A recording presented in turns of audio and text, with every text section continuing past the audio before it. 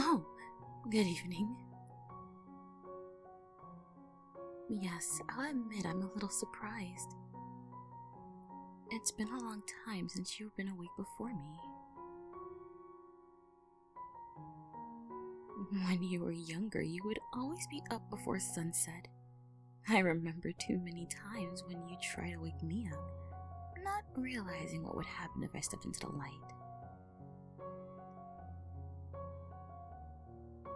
Now, though, I'm lucky to see you before I leave for the night.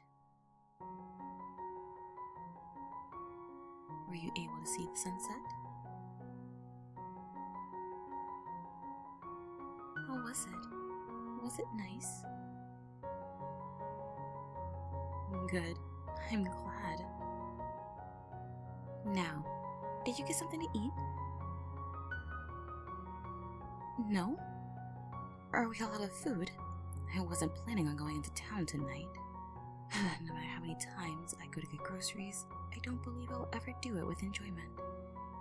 But I'm certainly not about to let you go hungry. Is there anything in particular that you'd like? Oh, you're just not hungry. Is there any reason why? You're not sick, are you? You feel fine? That's good to hear, but let me feel your forehead. Well, that's quite warm. Much warmer than usual. And you do look rather pale. I must have brought something home with me. Hopefully it doesn't get too serious. Do you feel tired at all? A little? Alright. Well then, why don't we get you back to bed?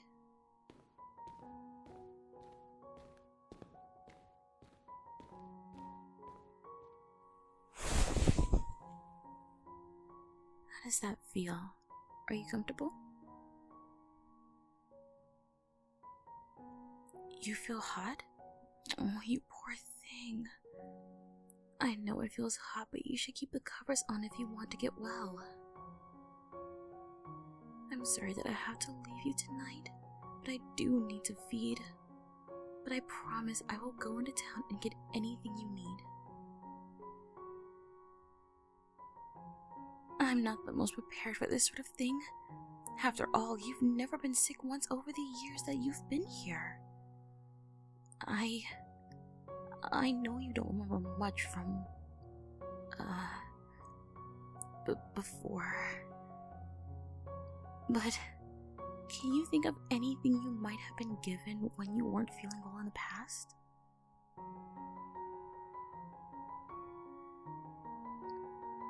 No? Don't worry, that's alright. I'll find what we need.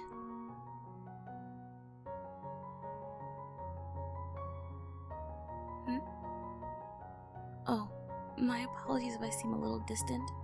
I've just been thinking.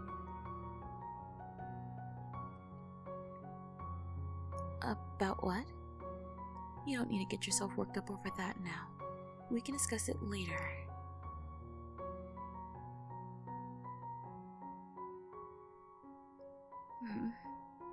Well, if you insist on knowing, the truth is I need to ask you a question before I proceed. Now, it is very important that you're honest with me, okay?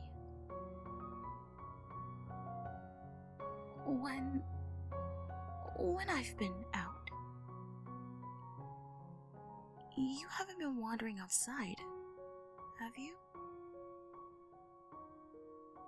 Of course you haven't. I knew you wouldn't. You've always been such a well-behaved boy. For a supposedly cursed creature, I've been quite blessed to look after you. The only explanation is that I picked up a virus of some sort from another human. I have no grievances with humans, but they're not known for being devoid of those sorts of things. Well, I should be off. I'll be back as soon as I can, I promise. What's that? No, you can't come with me. Try and get some sleep and... I don't think it would be a good idea if you came with me when you're better either. No.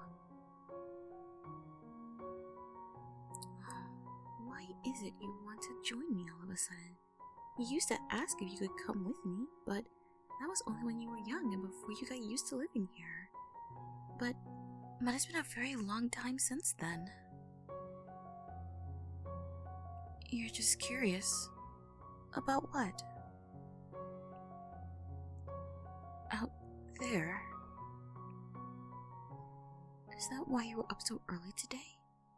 To watch the sunset? I see, and I understand. This house is large and has so much inside of it to occupy oneself with. But I imagine it will become stale after a certain time period. I do wish I could take you out into the world. Why can't I? Perhaps we should save that story for another time. You're right. You deserve an explanation. I can't expect you to stay in here forever with no reasoning. No, that didn't take much convincing, did it? I have wanted to tell you this for a long time. I just didn't know how or when. But most importantly, I didn't want to scare you, but I've always known that it would have to be said someday. Oh, how should I start?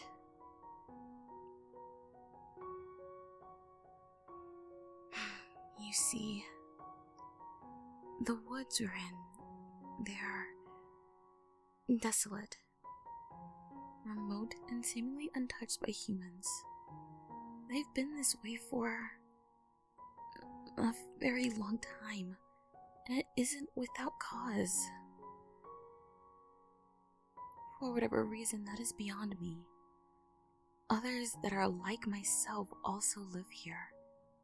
Not in this house, of course, or in the immediate area, but they are here. And that's why I've always wanted you to stay indoors at night, which thankfully you have always done.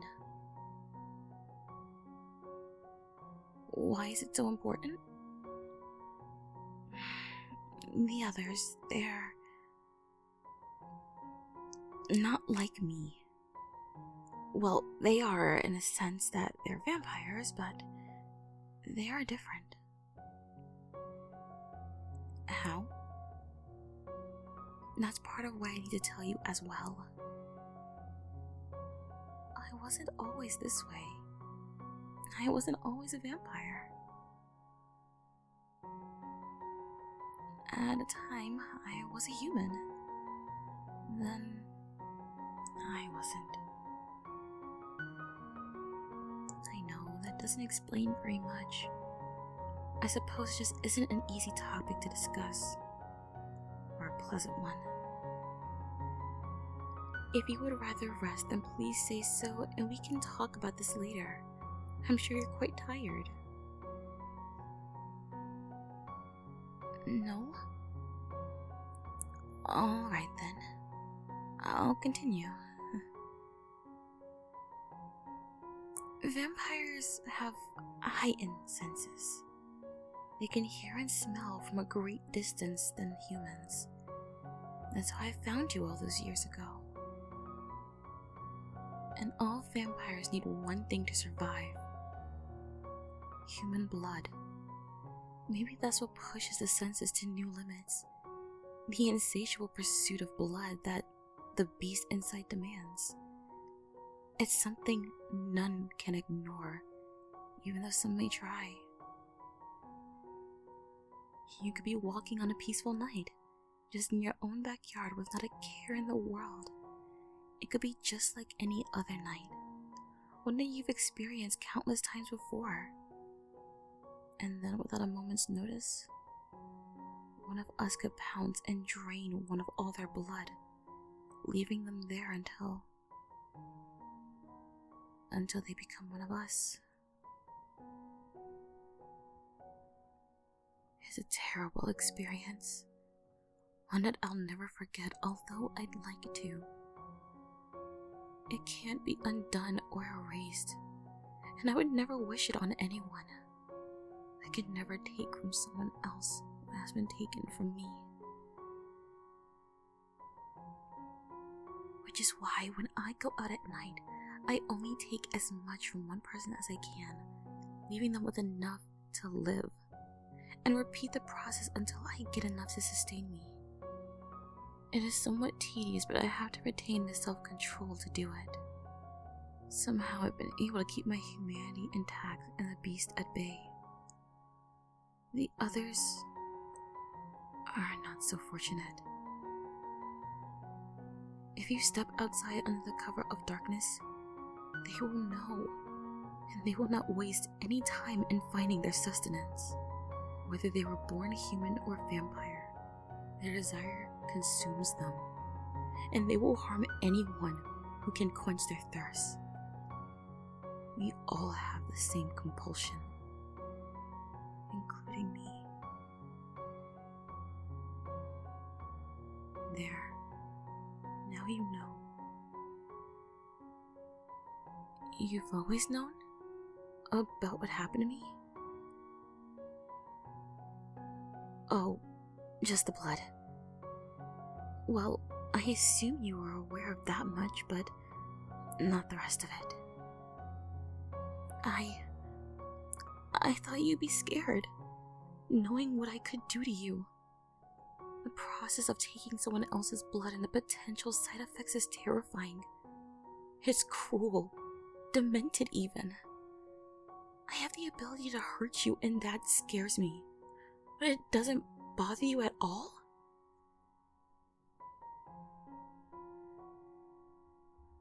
I know I said I never would, nor do I intend to. I couldn't bear the thought of it. But what if you trust me? Oh, you're very sweet. I should put as much faith in myself as you do. It's difficult too sometimes, but I think I can accomplish that.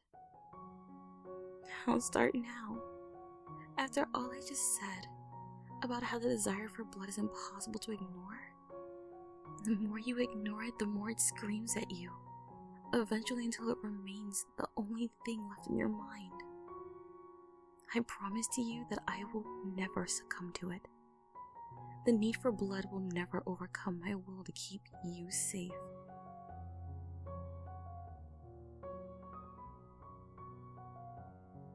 You already know? Oh. I seem to remember a moment like this a long time ago. Except it was me hugging you, and you were a lot smaller. Now, why don't you lie down and try to get some sleep? I'll be back before morning with some medicine. Sleep well, my boy.